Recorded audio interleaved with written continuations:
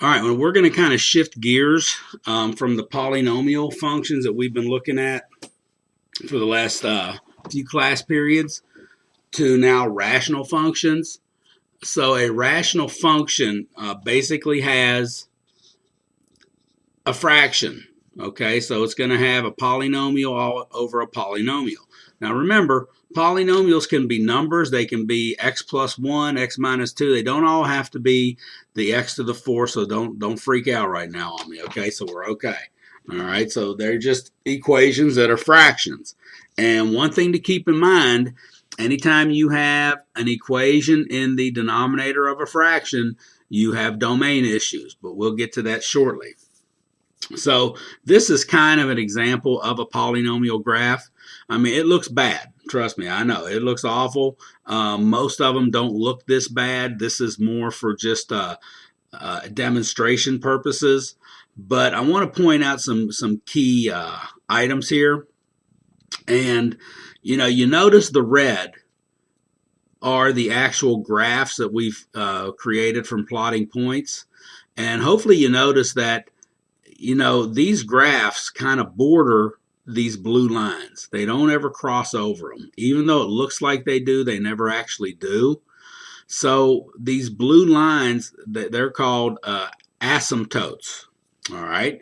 And the red is the graph itself that we get from plotting points, and the blue lines are the asymptotes. So we go through and we figure out, okay, how do we find the asymptotes, and then how do we graph it? And that's what we're going to look at.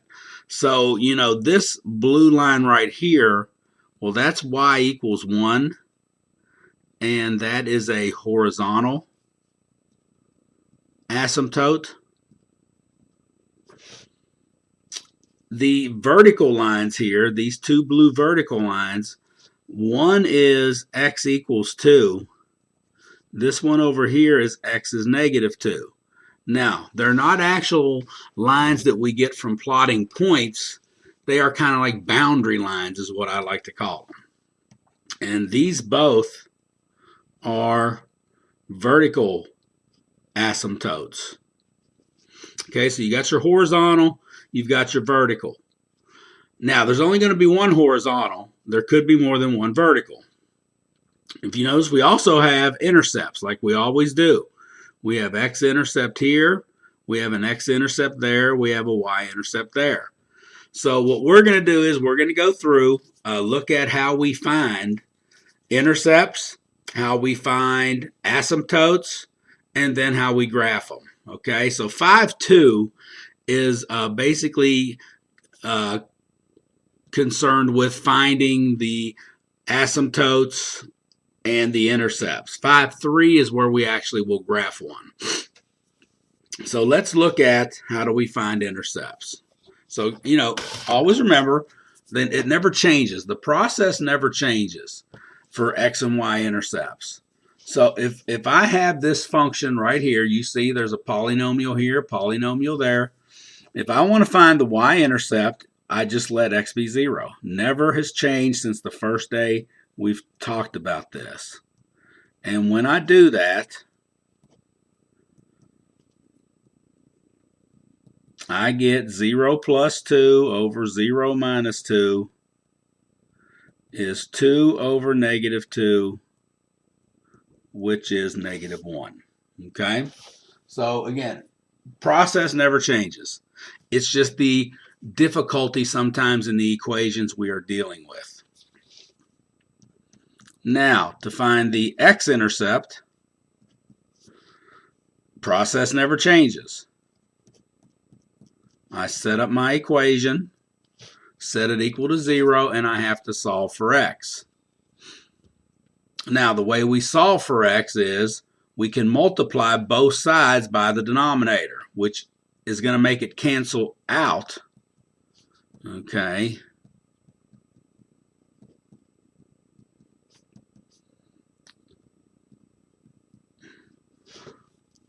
And we're left with 3x plus 2 is 0. So don't forget the right side turns to 0. Then we subtract our 2. divide by 3 to get x is negative 2/3. So, we have a y-intercept of 0, 1, and x-intercept of negative 2/3 and 0.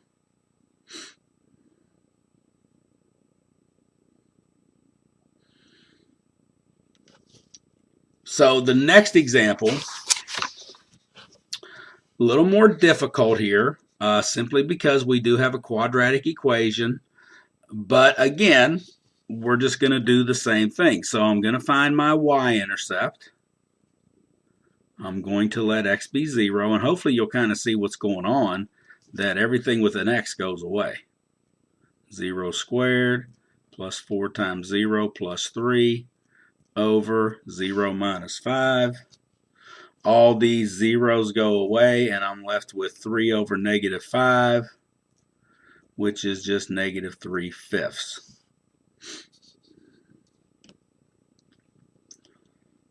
The x-intercept, same setup.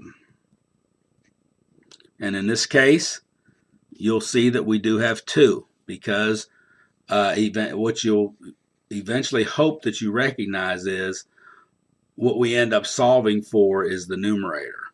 But if you don't see that, that's fine. You can go through the steps. So I set it equal to 0. I multiply both sides by x minus 5.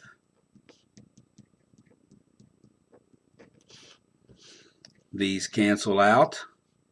And what I end up with, x squared plus 4x plus 3 is 0. Factor, x plus 1 times x plus 3 is 0. So x is negative 1 or x is negative 3.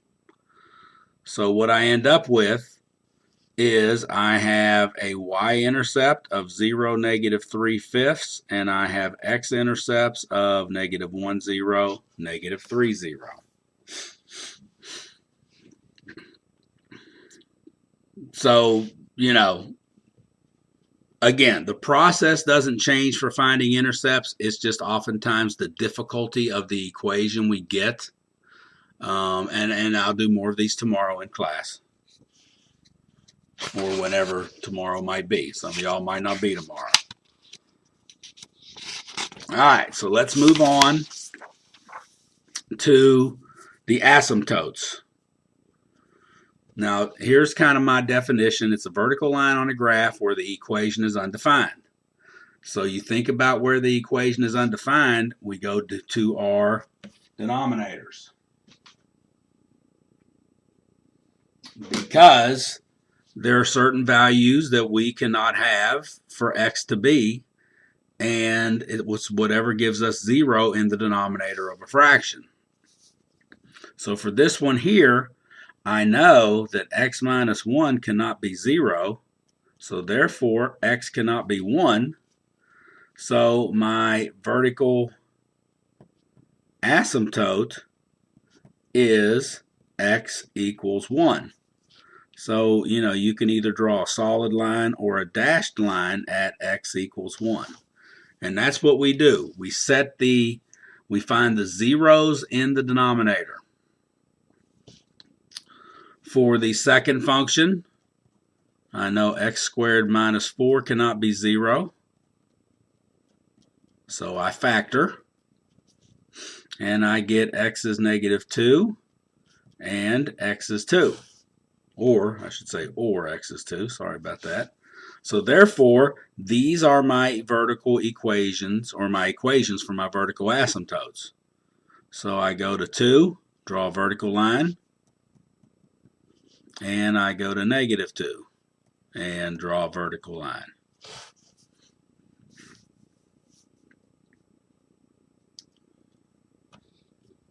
Now, for the third type of equation here, what we want to do with something like this is we want to factor it first if possible. Now, we could have factored this one as well, but since I can't reduce because this is just an x, I'm not going to worry about it. But here I might be able to reduce before I find my vertical asymptote. So I factor the numerator, factor the denominator. So, I mean, I'm not explaining how to factor. Hopefully, we're getting better at that.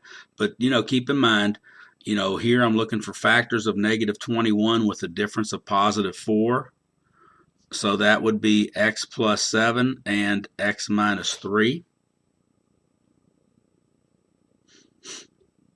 Then I reduce, and this is what I'm left with.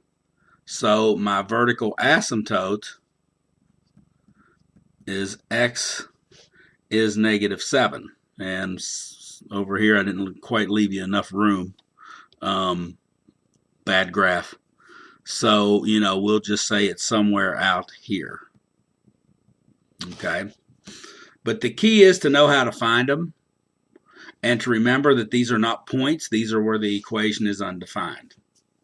So that's how we find the vertical asymptotes. Now the horizontal asymptote, it's actually kind of sometimes easier to solve for, to find, but it seems to be more confusing for some people. So, again, your horizontal asymptote is a horizontal line that the value of y approaches as x gets real big or real small. There are two possibilities for this horizontal line. One is when your degree of the numerator equals the degree of the denominator. So remember how we find the degree. If this is the case, then we form a fraction of the two terms with the highest degree, cancel the x terms, and then we would have an equation where y is some value, some number. So, I'm going to do an example of each one of these, but just keep in mind you've got two possibilities. The second possibility is if the degree of the numerator is less than the degree of the denominator, then the horizontal asymptote is just y equals 0. So there's nothing to even calculate there. But what you got to know is the difference between the two. The difference between the two. So let's look at that. So if I look at example 1, my degree of this numerator is 1. The degree of the denominator is 1, because that's x to the first power over x to the first power. Now, what I do is, in this case, this is possibility 1, so I pull out the highest degree terms, which are just x over x, and remember this is 1x over 1x. Cancel out the x's, and I get y equals 1.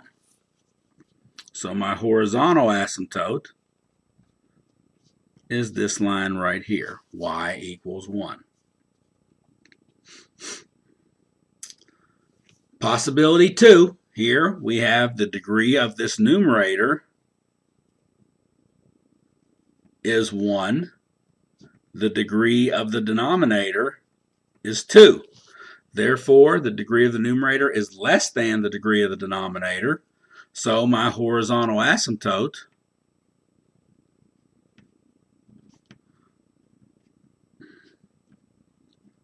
is just y equals 0, and that means it is the x-axis, so we just kind of extend out the x-axis and write y equals 0. Okay, we'll do more examples of these in class, so just kind of, be prepared to know when I say something, you kind of know what I'm talking about. And so those of you that are watching these, you'll know. For those that don't, you'll be looking at me with that lost look again. I hate that lost look because it makes me nervous. Makes me feel like I got to go through everything I've just gone through. So hopefully we're watching these. All right. Now, let's move on to 5.3. So now we're going to put everything together, and we are going to graph one of these rational functions. So, if you can factor numerator and denominator, go ahead and factor, okay? If 0 is in the domain, you can find the y-intercept. So either way, we're finding the y-intercept. Then we find the x-intercepts. Then we find the vertical asymptotes, the horizontal asymptotes. We create a table of values on either side of the vertical asymptotes, and then we sketch the graph. Okay, so let's look at this equation right here. Don't need to factor it, can't factor it. So all I want to do is y-intercept. So r of 0 is 2 times 0 minus 1 over 0 minus 4. Negative 1 over negative 4, which is 1/4. So I've got 1 point there. Sorry, my writing gets sloppy. I got to realize other people are watching me write. X-intercepts. It's a process. You got to learn how to follow a process to be successful in math. X-intercepts. So I'm going to take 2x minus 1 over x minus 4 is 0. Clear my fraction. Multiply both sides by the x minus 4. Reduce.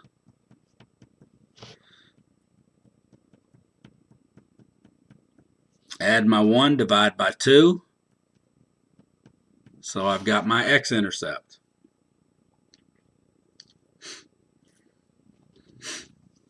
Step 3. My vertical asymptote, VA. That's my abbreviation for that, VA. So remember, you're finding the zeros in the denominator, and I know x minus 4 cannot be 0, so x cannot be 4. So my vertical asymptote is x equals 4.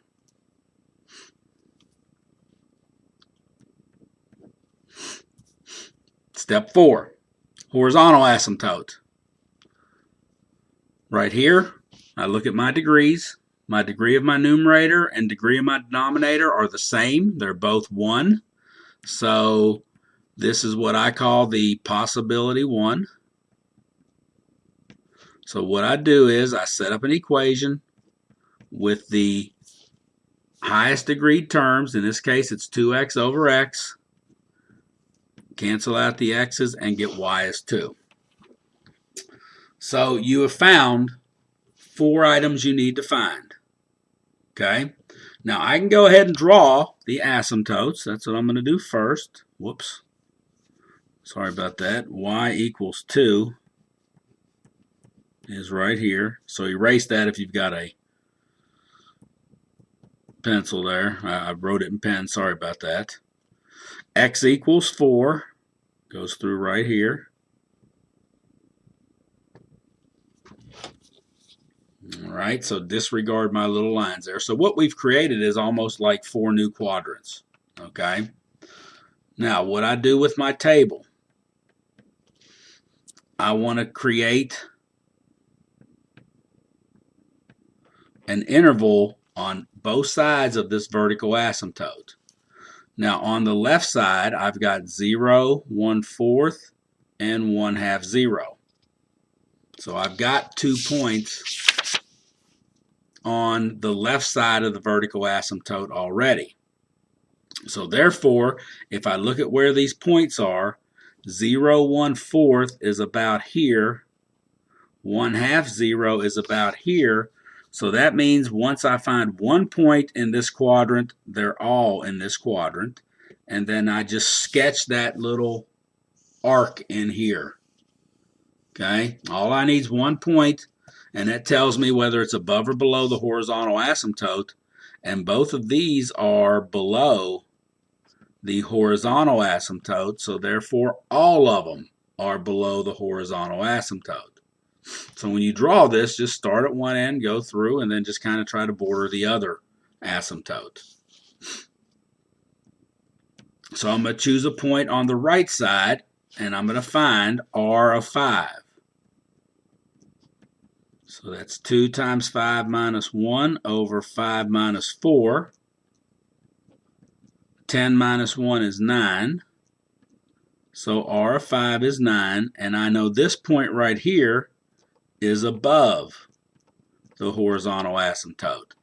So you don't really need to worry about plotting it per se. You just know it's up here somewhere, okay, because this is where x is 5, so therefore I can just sketch the graph in that quadrant. So again, disregard my mistake there. But that's how you graph that rational function. And we will do more examples of these tomorrow, or in class, I should say. There's another example here. I'm going to save this for class just because it might be better for me to show you how to do this in person. Because see, it has two vertical asymptotes, so things get really, really tricky. But then again, it may do you better just to see it so you can keep watching it online. So let's just go do it right now. We've got time. All right. So let's see if we can factor this. And, you know, it might help us, but really since we can't cancel anything, let's wait for that. And let's do step 1 and find the y-intercept.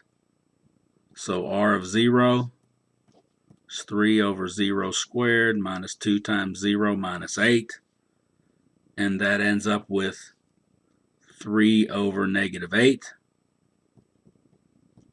So I get 0, negative 3/8 for my y-intercept. Now, x-intercept.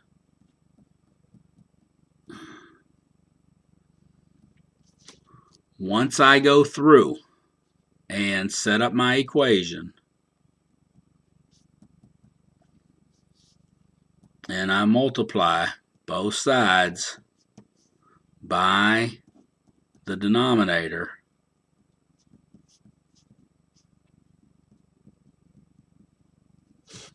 I'm left with 3 equals 0. So in this case, there is no solution, no x-intercepts.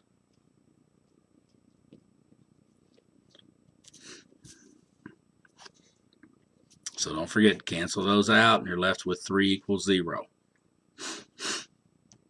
Now we'll factor, because now we want to find the equation for the vertical asymptotes. So r of x is 3 over, if I factor that, I get x minus 4, x plus 2. Set each one to where we define where x cannot be. So my vertical asymptotes are x is 4 and x is negative 2. So I'm getting ready to draw those.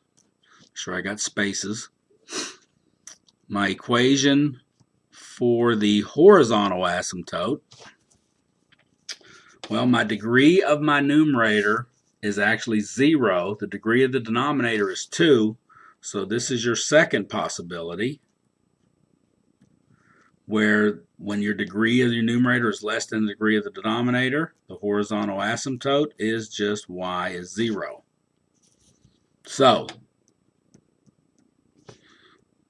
I just extend the x-axis. My vertical asymptotes are x is 4,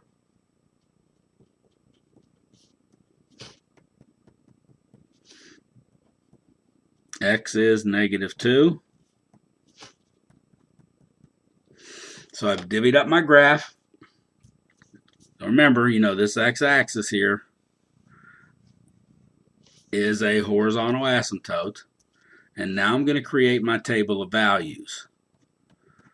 So the difference in our table of values this time is we do have our two vertical asymptotes. We have one at negative 2. We have another one at 4. And I'm leaving space here because the problem is you've got to find 3 points in between the vertical asymptotes. You only need 1 on either side, but we have to have 3 in here. Well, I know I have my y-intercept.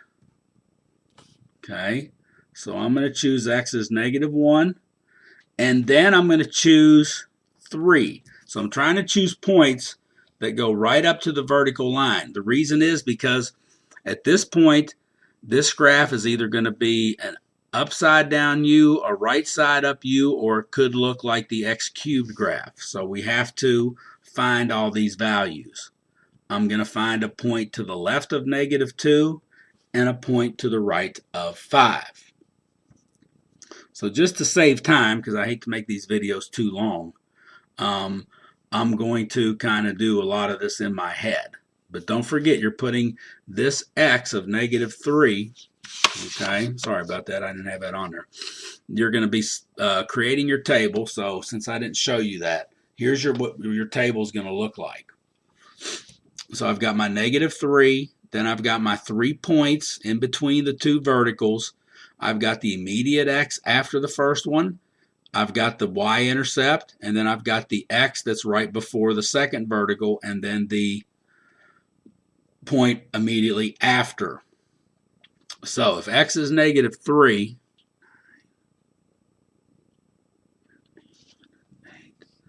so r of -3 ends up being 3 over 9 plus 6 minus 8, which is 3/7. And all I care about is that this one is above the horizontal asymptote. So when I look to the left over here, I just know that if one point's above it, they're all above it. So then I can just sketch it from the vertical bordering the horizontal. Now, I know my y-intercept is 0, -3/8. So I'm going to go ahead and plot that right about here, about halfway down. Find when x is -1. So that's -1 squared, which was 1. -2 times 1 is +2, minus 8. So I get 3 over -5. So this one here is below. This other one here is below.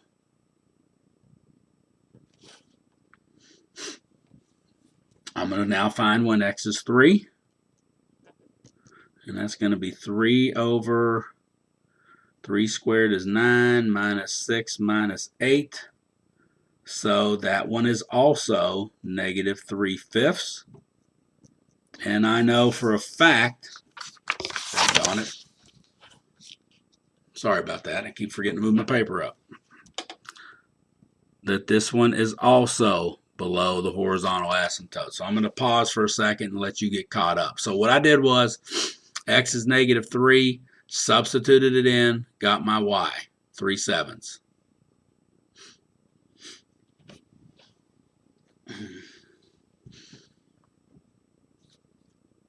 R of -1, again, -1 squared is 1, plus 2 minus 8 ends up being 3 over -5, which is -3/5, which is below the horizontal asymptote. I know the y-intercept is below, and then when I chose x to be +3,